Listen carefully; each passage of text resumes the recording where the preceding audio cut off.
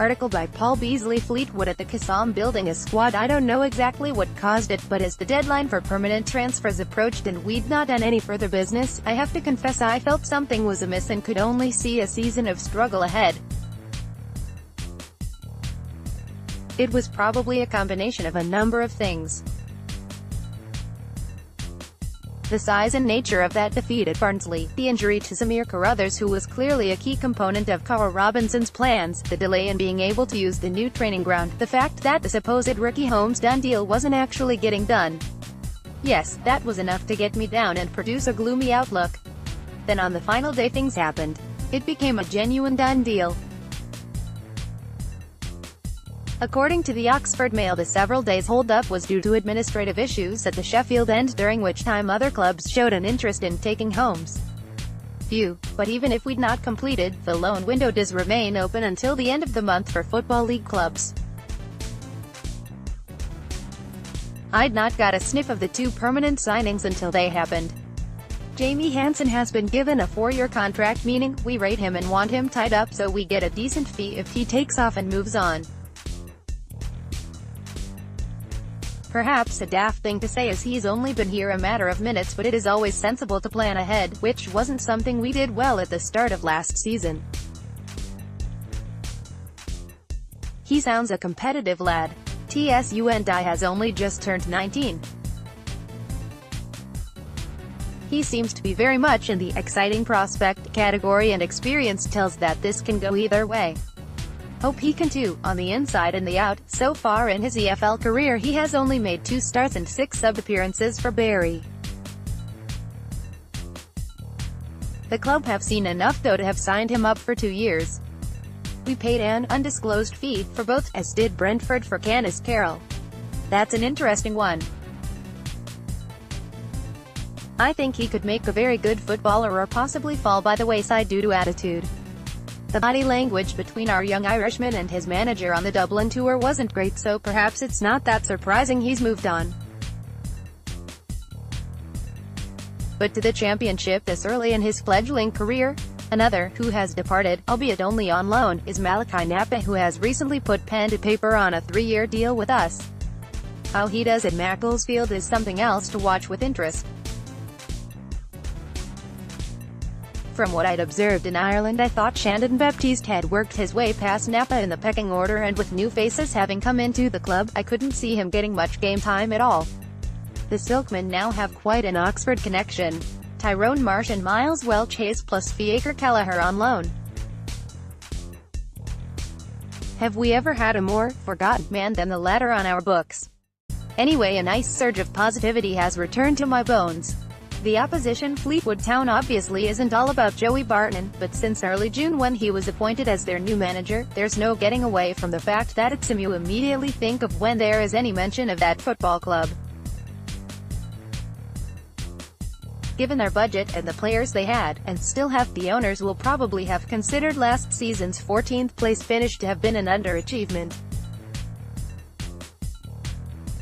Appointing Barton is obviously a gamble. He's got no experience in the role, and their opening day home defeat to unfancied AFC Wimbledon was in its way as poor a start as ours. How tactically aware is he? How good is he at motivation and man management? We'll find out over the coming months how this complex character does. Some people loathe him whilst others are fascinated by the different sides to the man we've seen over the years. I've only got admiration for people who try to better themselves, and he certainly has experience of life.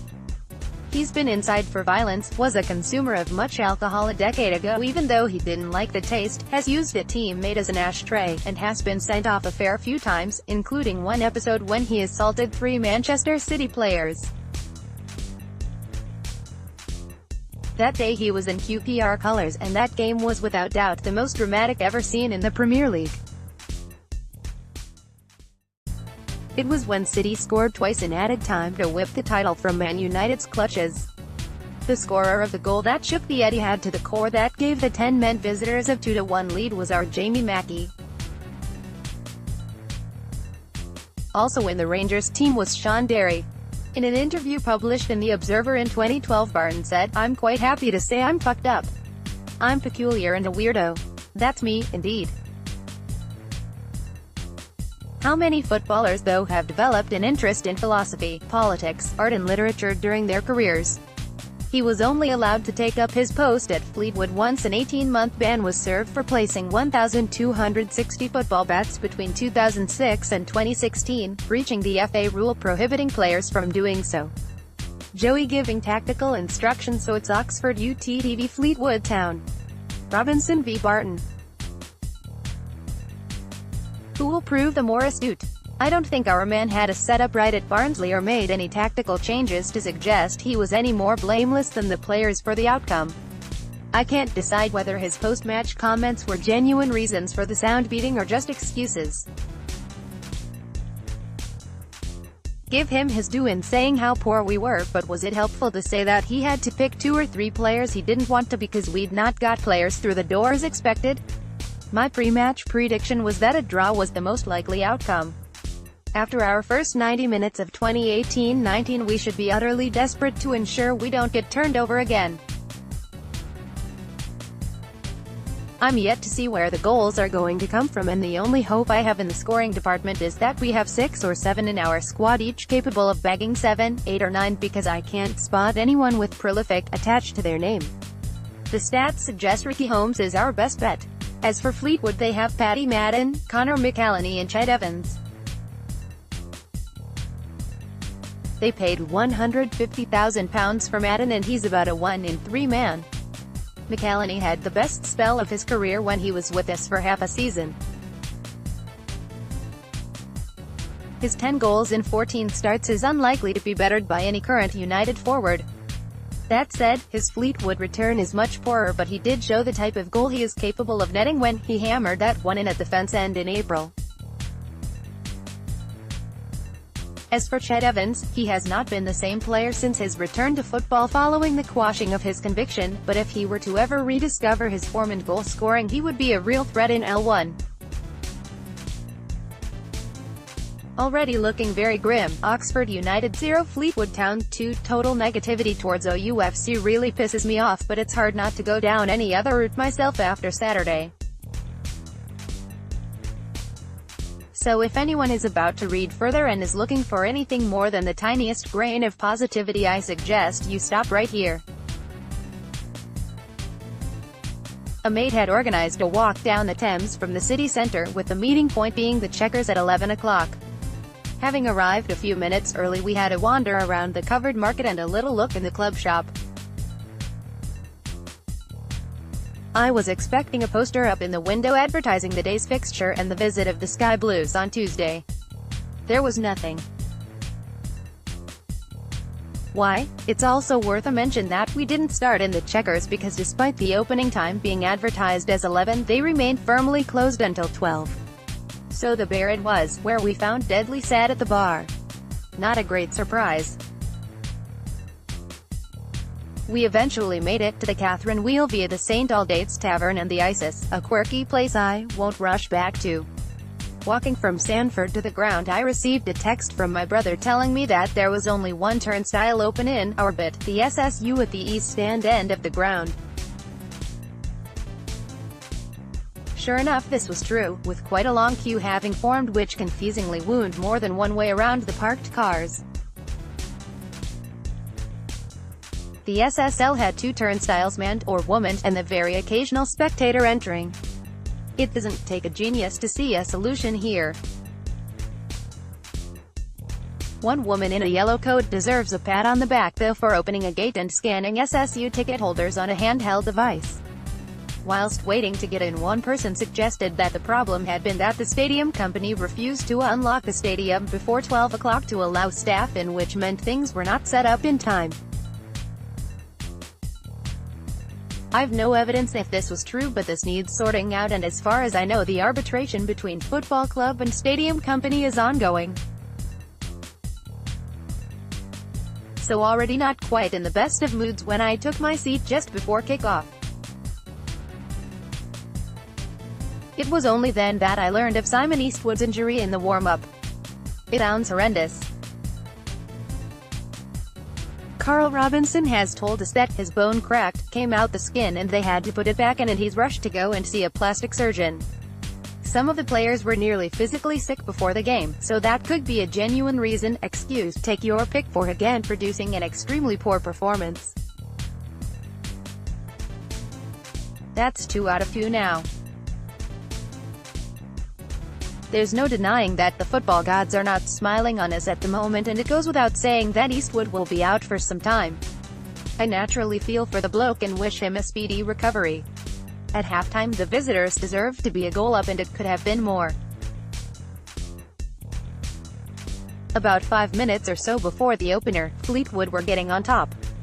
They had kind of forced us back, not that there was much force needed, such was the paucity of our attacking threat, save for one player. At one time they had the 2 centre-halves stood a little distance outside the box with a row of 5 or 6 across the park and the others somewhere further upfield.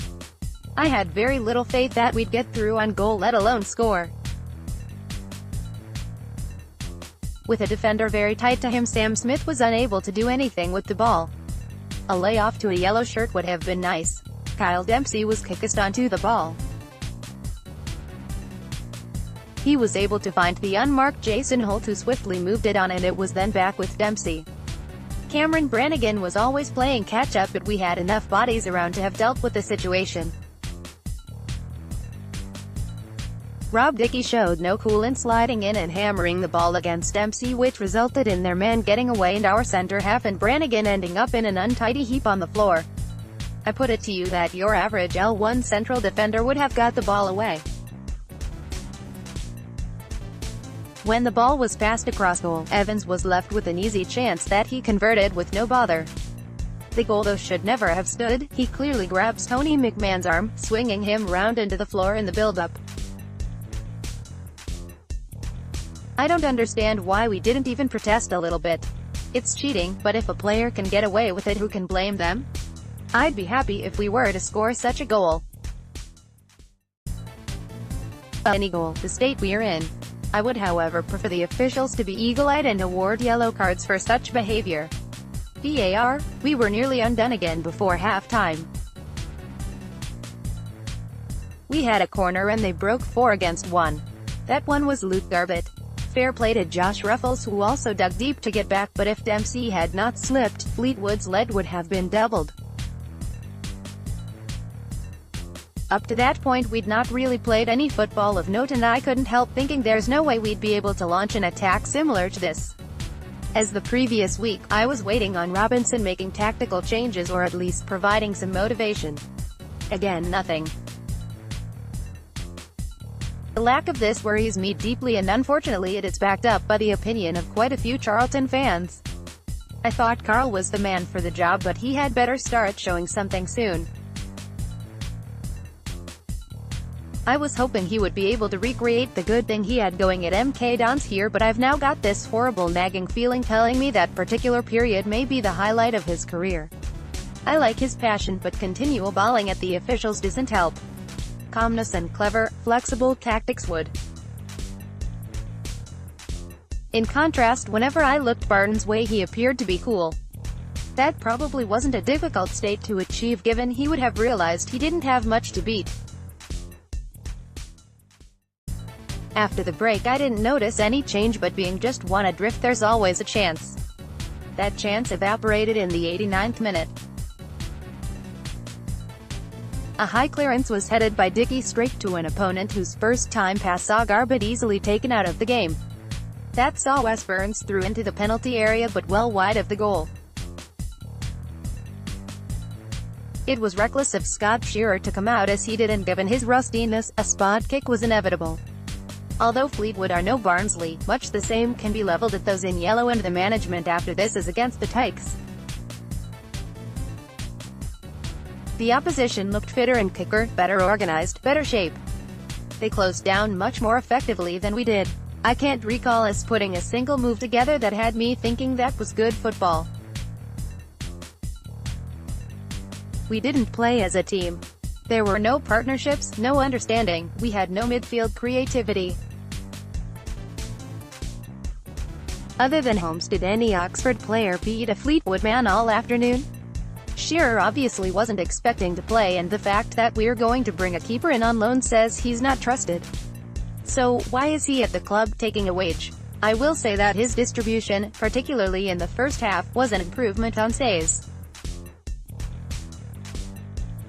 Our fullbacks again did nothing attacking-wise, and defensively I can't say I yet believe in them. For me, Curtis Nelson had improved, and perhaps, just perhaps, he can get back to something like he was before the injury.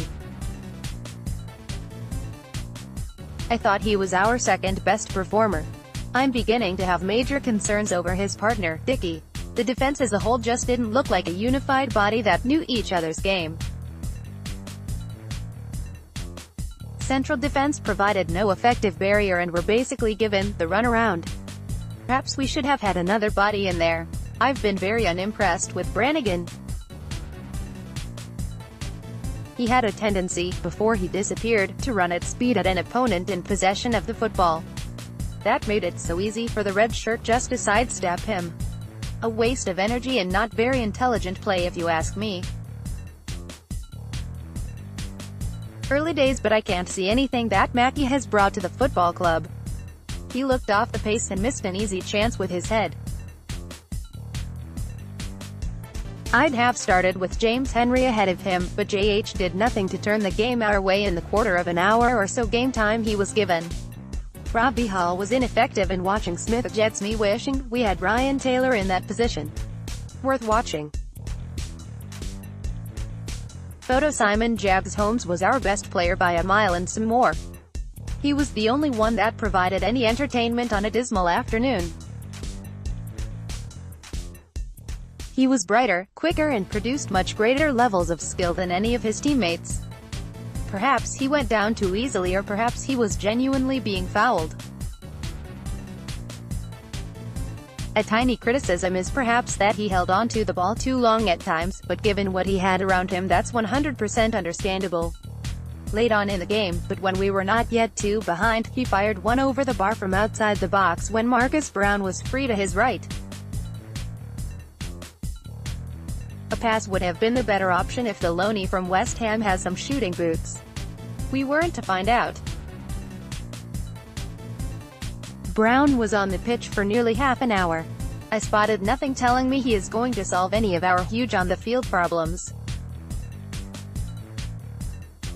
Losing to any team hurts, but to one that brings just 87 supporters possibly hurts even more.